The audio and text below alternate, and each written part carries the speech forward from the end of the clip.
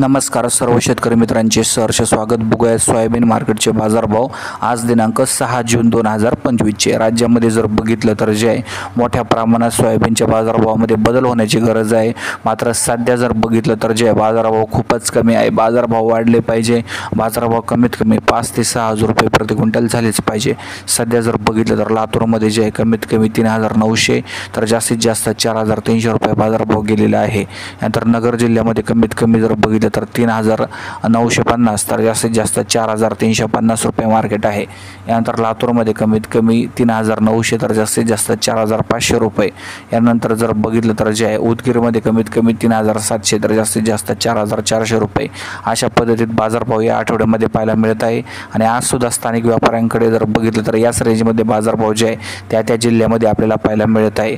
बाजारभावात मोठी वाढ होणे गरजेचे आहे। बाजारभाव कमीत कमी 6000 रुपये होणे गरजेचेच या ठिकाणी आहे।